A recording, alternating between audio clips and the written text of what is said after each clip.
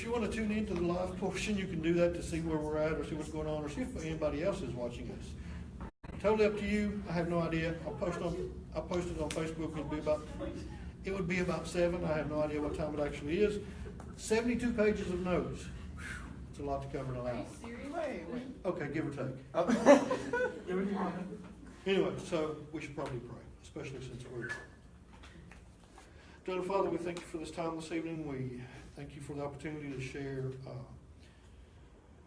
oh my goodness, the truth, your word, everything that you've put on my heart to share this evening. I ask that you let it be shared in a way that others will benefit and it will be able to be used. We have 2 or 3 topics we're going to try to cover in the time frame that we have. Father, help us to do that again in a way that brings glory to you. In Jesus' name, amen. So, first topic is truth. Why truth? You can't answer. Okay, let's do it the way I did once upon a time, a couple of years ago, that we spent 3 weeks talking about truth and morality. 3 weeks, believe it or not, because Ratio Christi defends the truth of Christianity. So, what is truth? If we're defending it, should we not know what it is? Shut up. Well, there are 3 theories. There are 3 theories. We're making progress, and the one we choose to accept and go by is. Oh, I can't remember the name of that. Okay. I just go with what is correct. That was the summary of it. That's right. That's right. We didn't just choose it. We go with the correct theory, which is the correspondence theory, which is simply truth is what corresponds to reality. Yay, nay, no? What is reality? Exactly. We have a lot of time to go, so. Anyway. Truth is not what works. Simply because something works does not make it true. If something is true, it is true for all people at all times and all places. Right? Yes. Right. Do you believe that? Can you think of anything that is not true or that is true for you, that you think is true for you, that is not true for everyone?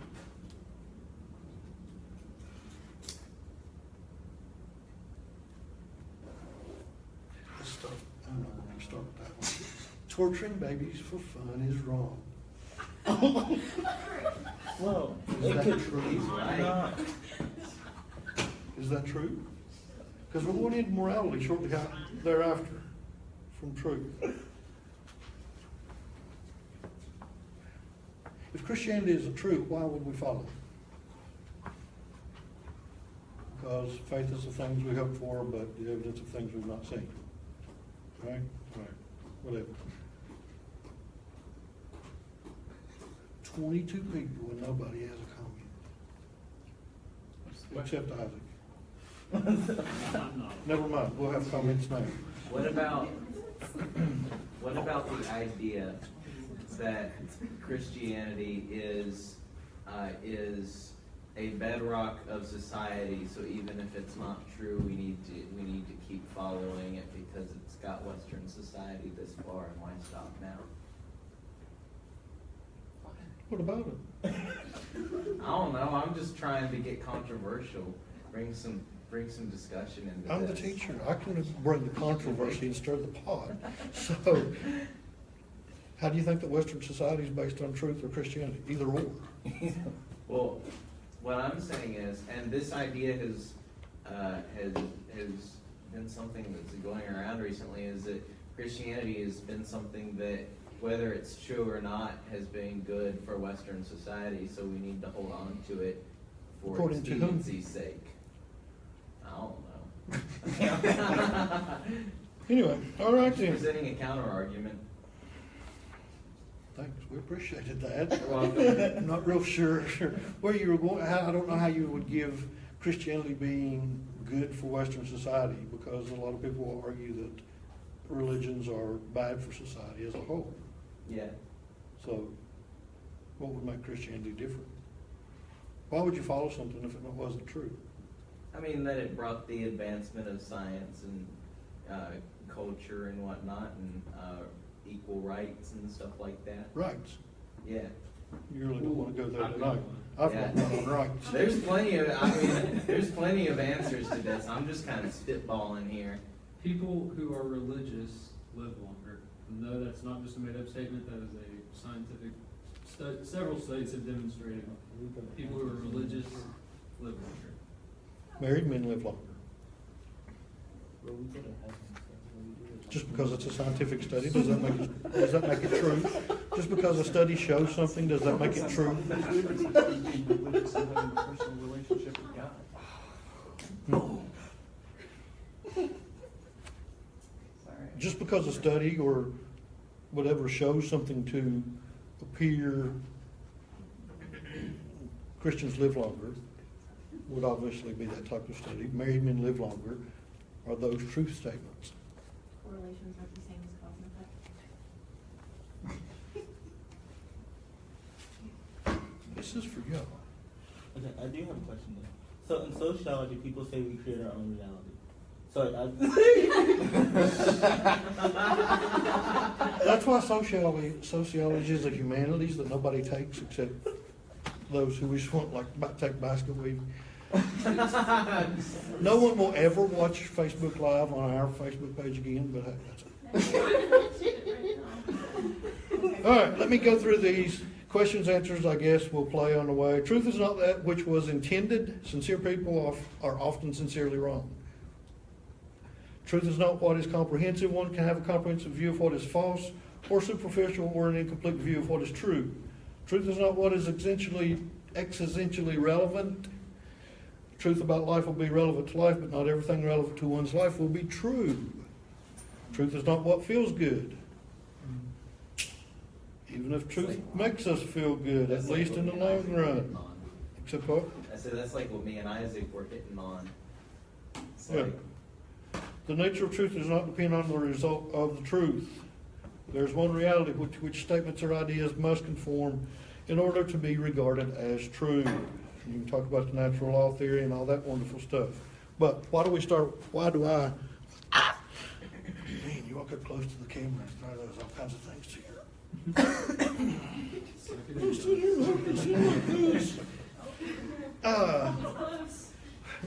You see? I see paper. Yeah, did you see my gut? The reason we start with this, in all honesty, is because of the concern for the church. There's so many people in the church that don't know what truth is, first of all, and they really don't appear to care. I mean, that's not very nice. I was going to use that later, but since you brought it up, let's use that now, which goes to morality. Let's throw morality and truth together real quick. Who complained about poor old Joel? Other than I bash Joel, and most Christians bash Joel. Actually, we don't bash Joel. We speak that truth, that Joel does not teach said truth, and that is biblical. However, who was bashing him for not opening his doors? Supposedly not opening the doors of his church during the flood. I mean, he's fun to bash. People. Everybody. What? Supposedly, Joel wouldn't open the doors to his 17,000 foot arena. Yeah, but it doesn't. They did report on Babylon B, which is a credible source. That's correct. That That- he was Amen. he was floating in his yacht through the Telling people month they need of to have water. more faith. Yeah, he was handing out his most recent book. But here's the point I want to make about that. Your greatest life now. Yeah. You'll find all these people that don't believe in God and don't believe in truth and they don't want to be, per se, followers of Christ, and they don't believe that morals are objective. They don't believe truth is objective, but yet they want to bash poor old Joe for not opening his door. So whose standard are they following? How do they arrive at that standard that was wrong? Did they release pictures of Joel's church, like the inside of it was flooded? Somebody did. Supposedly it was his church. Kind of like the baptistry cracked. Mhm. Did they baptize people? I don't know. I mean, because online they also posted a picture of like the Houston airport being underwater, but that was photo edited. Yeah, that was fake. It was So, someone fake else news. at High Tide. I know this because we talked about it in cyber warfare. Yeah. So anyway, do you see what the point of what truth, and then you start relating morals in with truth. People want to talk about, well, what if it doesn't bother me, then I'm not worried about it. And they'll go through, they'll use the abortion option. Why do I care if people have abortions? Because it doesn't affect me, blah, blah, blah. Then they'll talk about same-sex marriage. What doesn't affect me? Why should I care? Well, why should you care?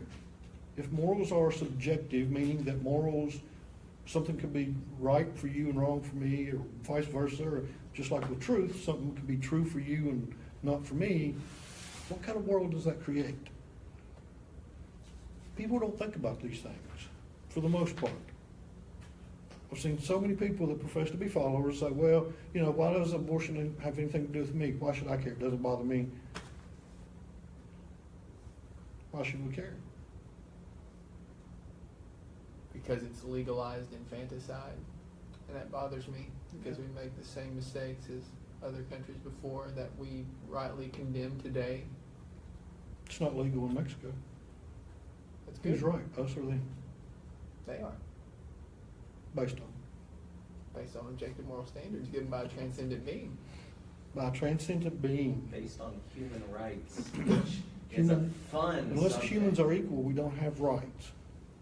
Like, the fun thing about human rights. And that's another deep story, so we don't want to talk about that right now. Because we are not, if you think we're all equal, then you have to pretty much give God. Like, Because that's the only way we have something in common, is we are created in God's image. If God does not exist, then we are not equal, thus rights do not exist. it fascinates me how obsessed postmodernists are with human rights. Just think about that. These are the things that people don't consider. And that's another reason that most churches don't teach kind of stuff like this, because they don't want to, I don't know, take the time. I don't know. Anyway, the reason we do this is to help you understand truth and morals so that you can go out and have conversations about such things as that. Why would same-sex marriage bother you? It's their right. Why, if they love each other, why don't we just let it happen? But then you have atheists that like typically attend our meetings that they're mad at Joel. Why are you mad? You don't believe evil even exists. Why are you mad at the poor preacher in Texas? But those are the conversations that we can have with them if we go deep enough, and we're not going deep enough tonight. We're trying to lay a foundation. Oh my goodness. Morals exist whether we believe them or not. People will argue that just because you were born in the United States versus India, that morals are different in India and the United States. They're not. Murder is wrong.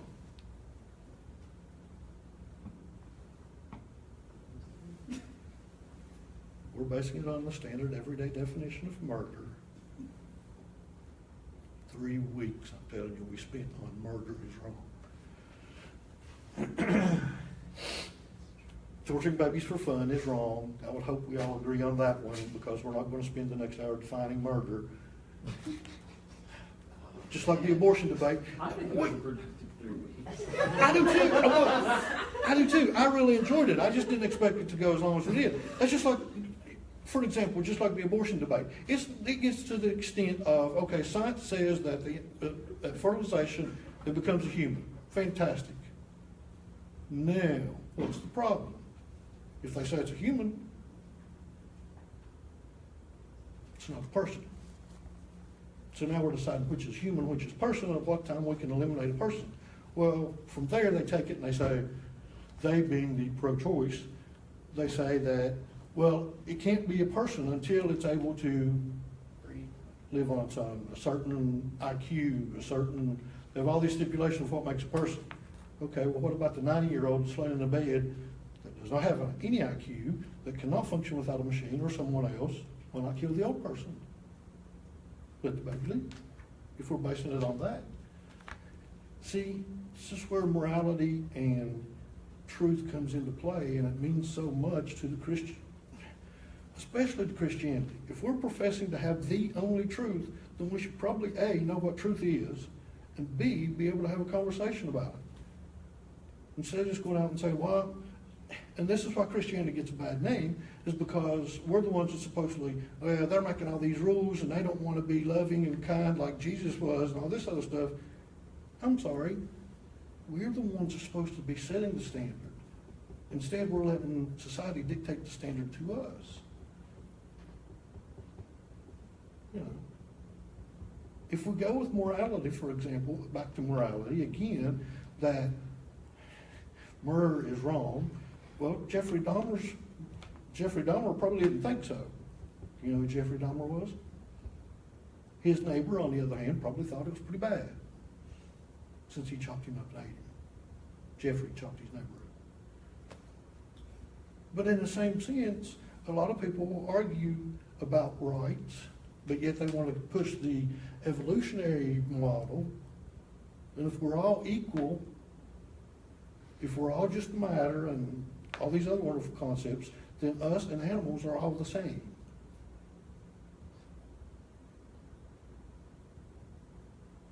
Thus, if we're created in the image of God, that makes us equal with God. That would be a time that we would have rights. Take God out, we become no different than an animal. But that's a different conversation. Actually, it's not. That's the type of conversations that's going on in the world. All laws force a moral point of view. Morality is the only thing that can be legislated. People are like, well, the law says this, the law says that. Well, just because the law says it, does that make it? The law actually says nothing. But just because it's legal, does that make it morally okay? Once upon a time, our buddy that normally is here said that slavery was wrong, that we have progressed and now we know slavery is. He said slavery was okay and now it's wrong because we progressed. We progressed, slavery was wrong then, it's wrong now, it's always been wrong, always will be wrong.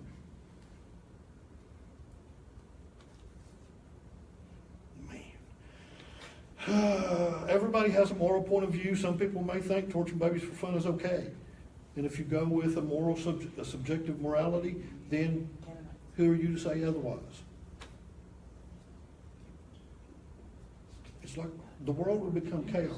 If the world is not already chaos, which I think to an extent it is. You know, people talk about all the good things we're going down here to do in Texas. Okay, who decides that that's good? Why is it good to go help these people? If you don't believe in God, what are you basing it on? If God does not exist, why do you think it's even bad that they are drowning and losing their homes?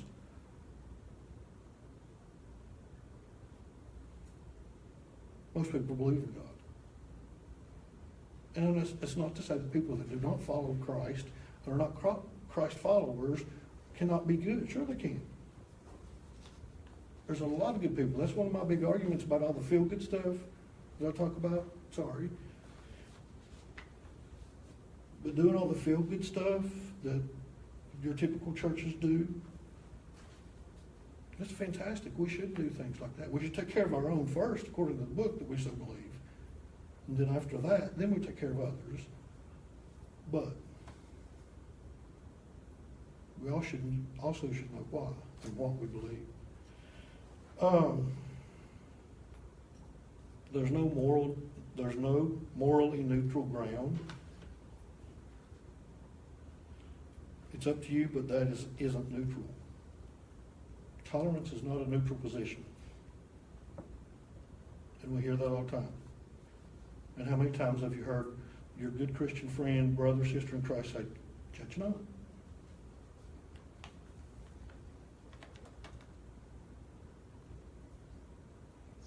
How judge not is the most quoted thing, and yet nobody really tries to understand the depths of it. I think that's funny. They don't understand that. You'll see them all day long posting on, don't bash Joel, don't do this, don't do that, don't do that. And then if you say something about it, you understand that you're judging in the same sense. They're like, huh? So think about it. My favorite is people don't care how much you know until they know how much you care. Me and Isaac are getting into this one again. We're not falling into that trap. That's what we would. Yeah, no, I don't. That's what they call pastorism. I mean, we talk about building this relationship with God. You need to have a relationship with Jesus. Okay, I agree 100%. You need to have a relationship. Nowhere in it does Jesus say, go out and have a relationship with me, but you need to have one, I would assume. I'm not sure that he really cares either way personally, but.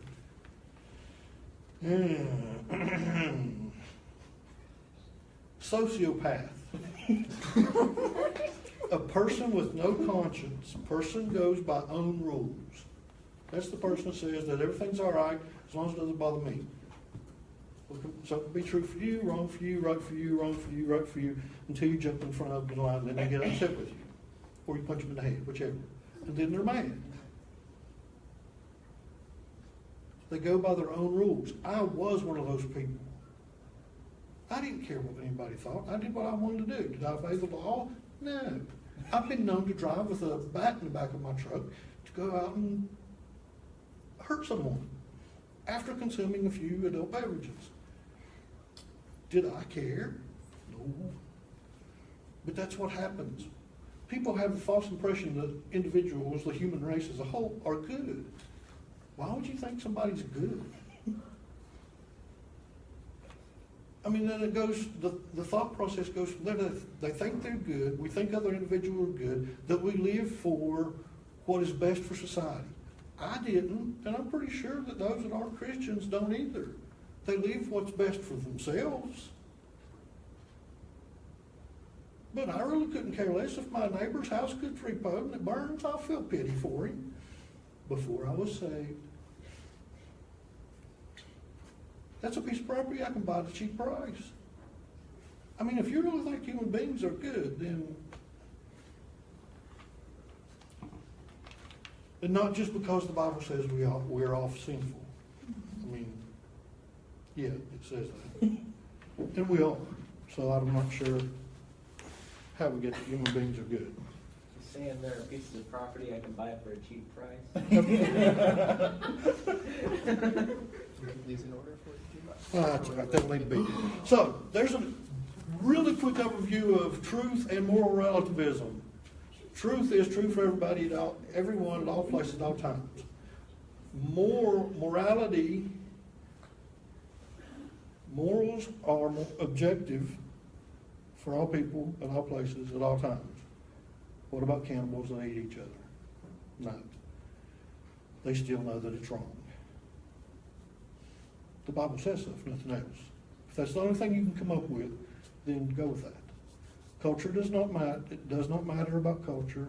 It does not matter about law. It does not matter about any of these other things. There's an objective morality that murder, torturing babies, slavery, and all these things are wrong. And there's an objective truth that is either true or false.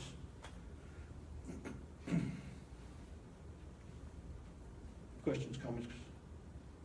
Very basic overview, promise. Would you say that No, a way I would not. to know that? would you say that a way? I don't know if you're getting off of morality after this or not, but like, would you say that the moral law can be known by our reactions? By our reactions? Say like if something happens to you that you sincerely know Yes. that it's wrong. Okay. How so? The same way that we know all things are wrong. It's written on your heart. We're born with it. That goes back to natural law. That goes back to pretty much the very basics of morality. How do you know things? How do you know something's wrong? Oh, you're asking me. Oh. I thought that was rhetorical for a moment. How do you know On the something's wrong? spot. Well, you can, again, I think that you can tell whenever something happens to you. If someone comes up to you and like slaps you in the face for no apparent reason, then you certainly know that there was no That's correct. justification You know behind it's it. wrong. That's just like the people that profess that morality is subjective. They know better and they can't live that standard out. It self-defeats. Usually with their next sentence. When they make the claim that morality is subjective, they're making an objective claim. So that ends their argument. It doesn't, but they try to carry it further, but does that make sense to you? Morality is subjective. Okay. How do you answer that? Maybe we should do tactics. I mean, it's hard to say that to someone without sounding Discriminate. Without sounding discriminating. Well, that goes back to apologetics. It's hard to do apologetics without sounding like you're either a know-it-all, a smart aleck, or something to that effect. Because somebody tells me morality is subjective, I'd say, is that statement subjective? Or, you know, what do you mean by that? How do you arrive at a conclusion? Or the two-tactic side. But is that statement subjective? It's like saying truth is subjective. All truth is relative. Is that statement relative? I know that's kind of, and that's stuff that we need to practice with time. People say things all the time. It would be like myself saying that my mother had no children. Obviously, that's not true. I mean, that's what people, they go on with, and they want to make these statements. But in reality, if truth is objective and morality is objective, then all these things that people go on about things being good and bad, or being true and false, self-defeat, meaning that they can't live it out, because the very next thing that happens, if it's morally wrong to steal, and you steal something from them, they're going to scream foul. They're going to go to the police and file a report and do all these things. But in the same breath, they're going to say, no, morality is not objective. Then why does it bother you that I took your stereo? Truth is subjective. That's what they want to claim. Okay, so I have a bridge in wherever, Scott Depot to sell you. Well, that's a lie. Why would that bother you if I lied to you all day long? I mean, those are little things. We have pizza. You don't need it now? You want to run through these next two? What time is it? It is 7:34. We'll make this quick. Because we want to eat pizza, but I hope that gives you, I hope that gives you a little bit of foundation of truth, and we can talk about it as much and as often as you want to, because truth and morality are two of my favorite subjects, and I think it's just so obvious. However, why do you believe the book you have? What makes your book any different than everybody else's book? The Bible. Yeah, let's go. Because it's Let's inspired. go with that I'm set one. myself Yeah. up. I'm set myself up. Because I feel it in my heart. Because it's inspired. Yeah, because you feel it in your heart because it's inspired. What, seriously, why do you?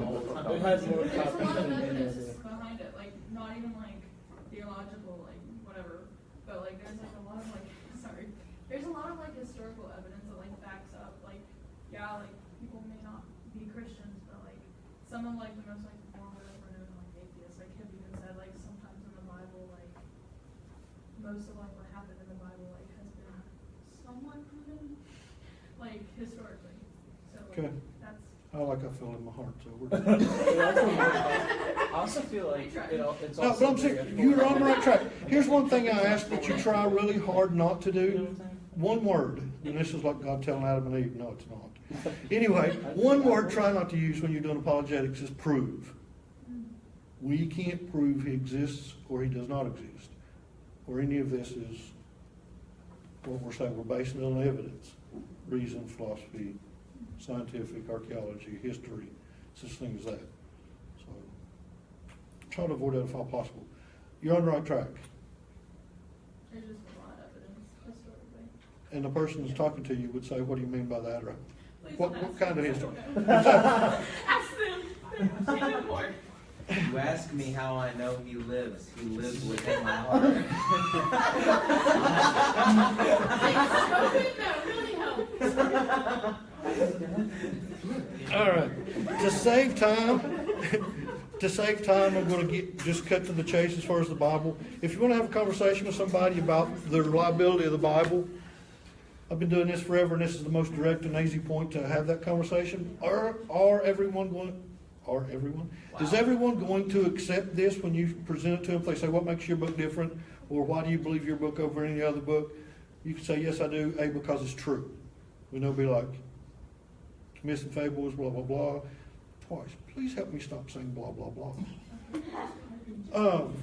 Better than Every time it says idiot. blah, blah, blah. Yeah. Although I have stopped saying idiot quite as much. I don't know, you said the law last week.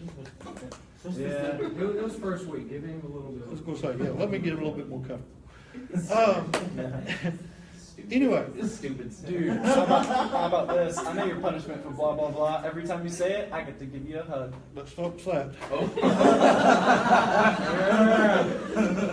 It's Anyway. been determined.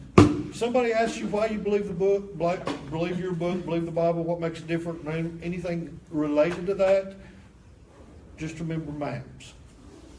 Well, whatever that may be, exactly. It's an acronym. It's very simplistic, but it needs to be, as we call it in apologetics, it needs to be unpacked if you start getting into a in-depth conversation. But for the benefit of laying a foundation, if you just remember M for manuscripts, we have more manuscripts than any other historical document out there. And if they want to talk about that, talk to them about Homer's Iliad, talk to them about whatever, there's 2 or 3 others. Those other old dead guys, yeah. But honestly, I actually had one guy, in fact, the guy that's not here, man, I'm glad he's not here. This would have taken a whole lot more time. But I love him. He may be watching at home. When I told him that we had more manuscripts than any other historical document, he said, so who cares how many copies you have?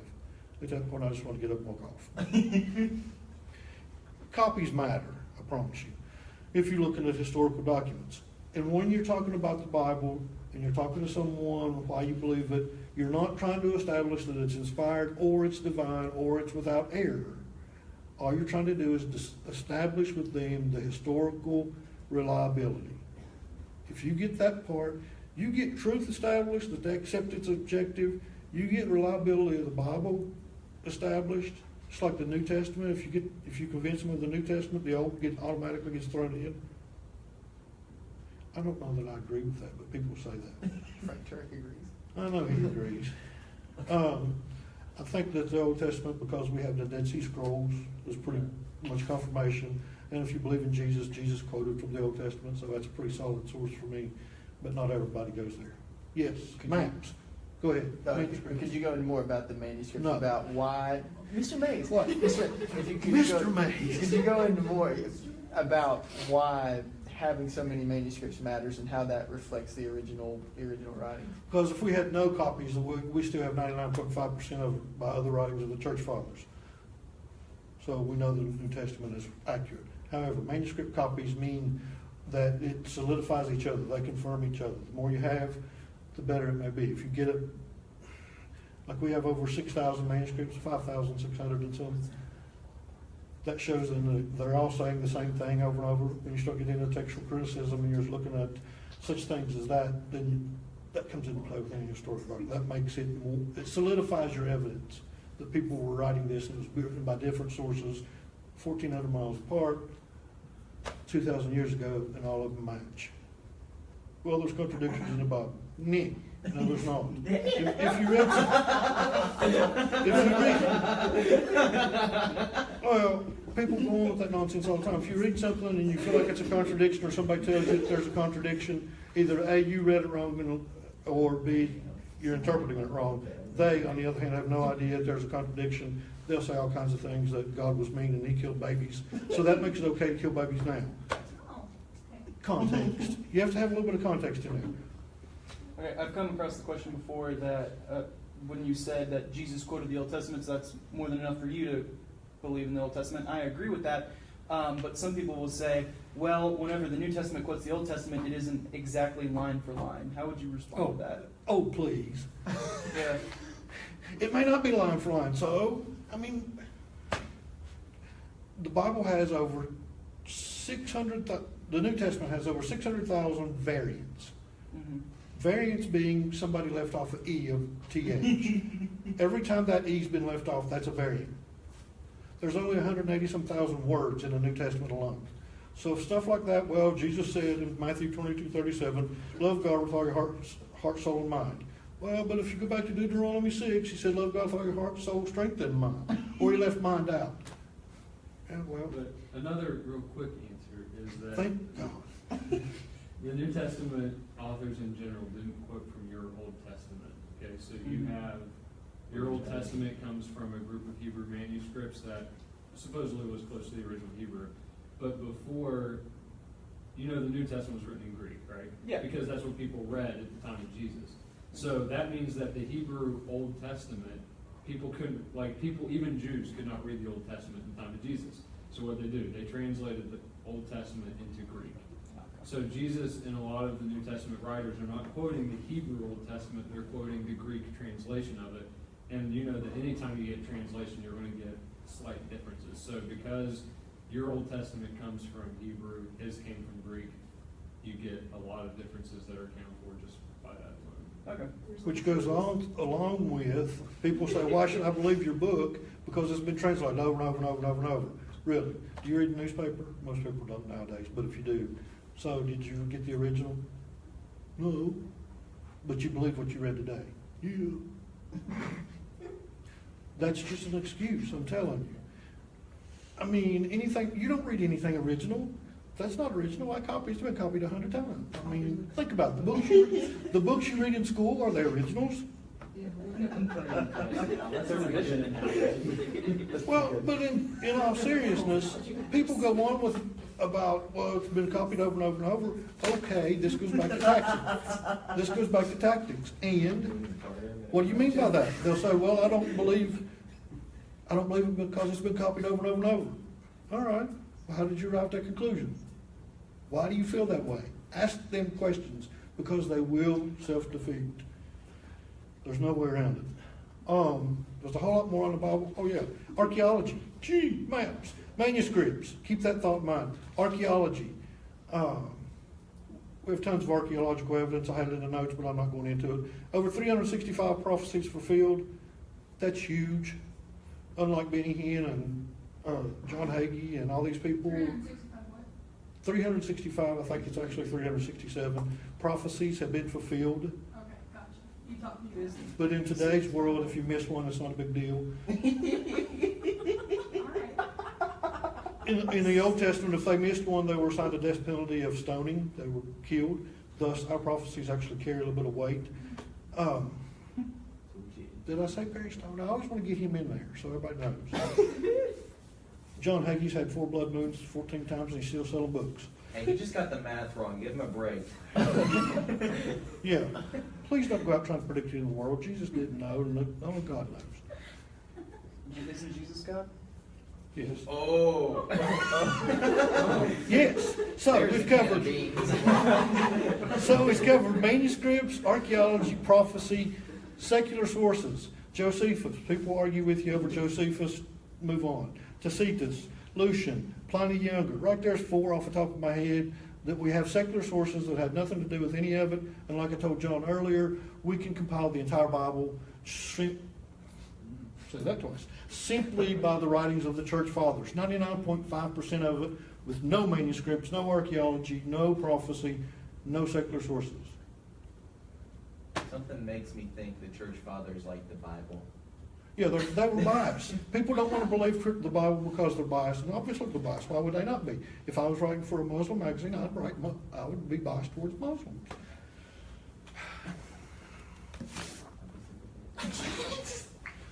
Truth, morality, Bible. Time. It is 7:46. 12 minutes on Bible. That's, again, I promise you, a very basic overview. If you don't feel that you got this tonight, don't feel bad. Bring it up, because like I said, I went through it, and you probably don't want to go back and watch me repeat it, because A, some people say I talk funny, B, I have a speech impediment, and you get to see my gut straight up. I actually have a handout for one of these, but you're not getting handouts tonight either. You get pizza instead of handouts. Hey! What? Between morality, and here's a nice little thought since I'm on a tangent here. I try to talk to people about morals and morality without going to God. However, I get to God at the end. But there is what they call the moral argument. If morals and values exist, then God exists. Blah, blah. You don't know what that is, do you? If God does not exist, morals and values do not exist. God exists, therefore morals and values exist. That's your syllogism, nice little compact argument. I try really hard to stay away from that because most people I talk to are gonna look at me exactly the way you're looking at me. So start with morals, and when they tell you that you shouldn't care, or you're just a Christian, you're trying to make out these rules, ask them, say, all right, we'll take God out of it. I think it's fantastic. And I'll punch them in the face. I don't punch them in the face. But seriously, if they want to go that route, then play that game with morality, truth, or anything else. Take God out. That's what they want. That's just like we were talking about rights earlier.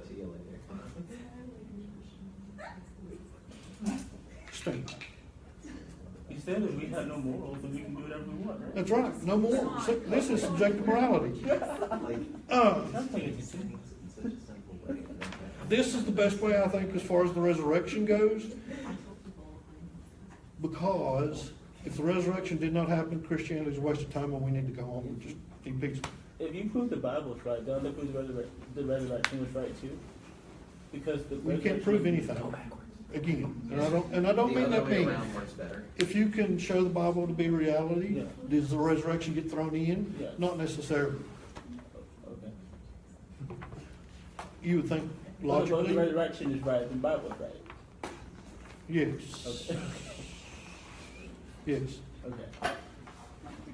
Between morals and the resurrection, you just need the Bible for your own good to be able to have conversation. And I think the resurrection and morals are the two strongest arguments for Christianity because the Bible actually tells you that if Christianity is not true, Paul tells you, 1 Corinthians 15, then we're wasting our time. He tells you that. He also tells you in 1 Corinthians 15 that whatever the gospel may be, because I've asked people, what's the gospel? And they're like, it's good. But he tells you that Jesus died, he was crucified, buried, and raised from the dead. If you don't believe that, then again, you're wasting your time. And some people don't believe that. They don't believe in the Trinity. But to get to the point of this, I'm going to leave that. It goes back to some of the dating. 1 Corinthians 15, where Paul says that, that's called a creed. You can date that creed all the way back to AD 33 time frame. Jesus was crucified between 30 and 33, give or take. Paul was given this creed within 2 years of the resurrection. That's written in Galatians. Paul went back twice to verify this with James, Peter, and somebody. Big guys. Yeah, some guy hanging out in Jerusalem. But Paul verified this more than once. This creed is early dating, which goes back to the number of copies that you mentioned earlier. Copies and dating. You can date all of this within 20 years of the resurrection as far as the creed goes. As far as how do you remember why I believe Christianity? A, because it's true. Which way you want to go now? Seriously, you want to talk about truth or morals? Or you want to talk about the Bible? Or you want to talk about the resurrection? If you want to talk about Christianity and you don't think it's true, let me share the gospel with you, but I'm going to share it in a way that's going to answer your questions. And here's the one I'm going to share with you, the resurrection. This is going to show three things based on evidence. Okay? Jesus died by crucifixion. Seems to be a given to most of us. Some people will argue, well, he had a twin. And what do I say to that? Alright. Idiot. 10 million people just saw that. Grace! Grace! There's too many people watching this. Give him a hug. Anyway, no, but seriously, that's the first thing you need to tell them. Jesus died by crucifixion. 5 facts I'm going to give you, 4 of them are accepted by over 90% of scholars, both secular and Christian scholars, both. So the 5th one is accepted by 50 to 75%, which is growing. I'm only giving you 5. There's actually 12 that most of us use, depending on who you're talking to. Mike Lycona uses a few different than what this guy uses, and Frank uses a few different, but anyway. Jesus died by crucifixion. No, he did not have a twin. He was also stabbed. He actually survived that, so he unwrapped himself while he was in the tomb, moved the stone with Roman guards, and woohoo, Well, that's what people, they want to, you think I'm kidding? This is what people want to argue. I'm not going to be a Christian, that Jesus guy, he didn't even exist. Well, whatever. But he died by crucifixion. They're going to tell you what, it wasn't him, or he wasn't dead, or whatever. I'll cover some more of it in a minute. He was seen by over 500 people. Take that back. I don't want to use that one. That is one, but I don't want to use that one. Because they argue that it was only, Paul's the only one that said that, and it was in 1 Corinthians. If you go back to Acts, and Acts says a different number, which they appear to contradict themselves, and then you got a whole can of worms you got to get into. Ignore that one. Just say that the disciples firmly believed that they witnessed his risen body. The disciples firmly believed that they saw Jesus alive. That's number 2. Anything you really need to go to that? Oh, yes, of course. The hallucination theory. They all hallucinated. Oh, yeah. Well, first of all, exactly. 500 people, 12 people, 2 people. Hallucinations do not happen in groups. Ask any psychologist, they will tell you. Hallucinations also are typically associated with people with mental disabilities, mental, what's the word? Schizophrenia is what they're typically diagnosed with to have hallucinations. These are all medical terms, and these people that cannot distinguish between a hallucination and a group sighting needs to go to the dictionary and look both up, because they don't mean the same thing. A hallucination is typically a medical term. Somebody's been diagnosed with schizophrenia, and they don't happen in a group. It'd be like waking my wife up and saying, "Having a great dream, join me." Night night, going back to sleep. Again, people, that wasn't even an argument for years, and now all of a sudden hallucination is coming back. Anyway, number 1, he's crucified. Number 2, his disciples believed they saw him. Number 3, Paul. Paul was a killer of Christians. Gee, I knew that. But think about it. 2 years after crucifixion and resurrection, Paul was still killing Christians. So this stuff was all going on. Paul was still out killing people who professed Christianity, and he gave up what he was doing to the point of death. That's a pretty strong eyewitness,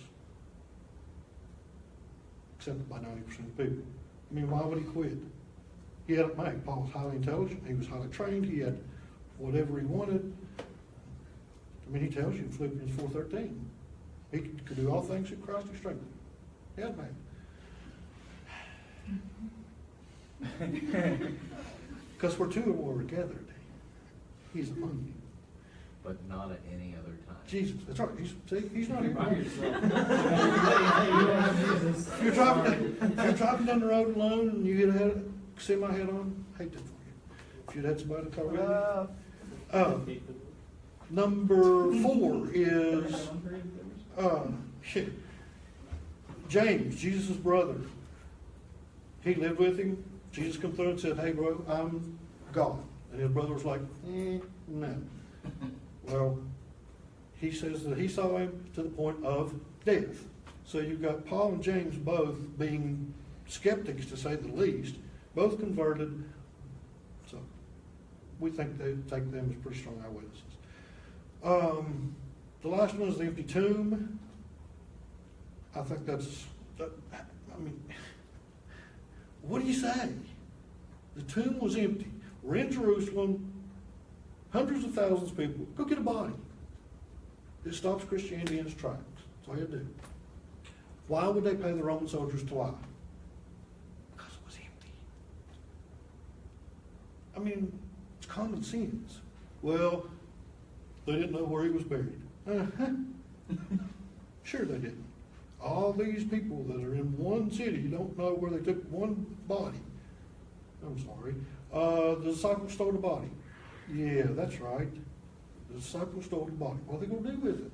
And why would one of them, even if just the 12 stole it, these people that were so so scared on the night he was arrested, they got brave enough to take on soldiers, move the stone, steal the body, and then die.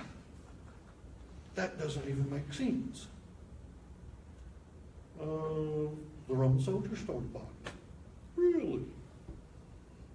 Think about some of the objections. And the great thing about it, if you get past those 5, it was embarrassing because the first people that discovered the tomb were women. The one I said about the 500, there's 12 altogether. Joseph of Arimathea come from the You gotta audience. include I'm that. getting new revelation. You gotta- Praise the Lord. You gotta include that though. Yeah. It's a big part of the empty tomb. in a There's all kinds of evidence for the resurrection. Does that mean everybody's going to accept the resurrection? No, it does not. Just like they're not going to accept the Bible, they're not going to accept truth being objective and morality being objective, however common. If they do, you've shown them 3 things based on evidence, just from the resurrection alone. What'd you show them? Well, Jesus is who he said he was. C.S. Lewis said, if he's not who he said he was, he's either a liar, lunatic, or Lord. So, Jesus is who he said he was. Miracles exist because dead people don't rise from the grave. Work for me. Always try to find the most logical answer first. And Dr. Habermas, who's famous for these 5 quotes, will admit that he looks for a better answer and he hasn't found one, however common. Some people believe otherwise. Jesus who he said he was, miracles take place, and God exists. Those 3 things simply based on the resurrection. Questions, answers, comments? I know that was fast, but that was still, what time is it now? 7:59. So we've taken an hour to cover 3 subjects very lightly and very quickly. I'll promise you that if you have questions or any comments or whatever, you want to talk about them next week and the next week and the next week, that's perfectly all right. But at this point, Mark is planning on being there next week to talk about honesty and something. I don't know what. Honesty and what? Was it the evolution thing, the different viewpoints on origins? I don't know. And Lee has something he wants to share with us sometime in the future. He and I haven't talked about it, but we've talked about it on Facebook, but he wants to do it in person. So we let him do it in person, because I'm a nice guy like that. Seriously, questions, answers, comments, I've said that a couple of times, but I did not say that other word that I say 3 times because Nathan will not hug me. I don't like to be hugged. In fact, I don't like to be touched. Let's eat. Amen. Oh, I thought the Prayer words was were that's on prayer. blending. Tell me why.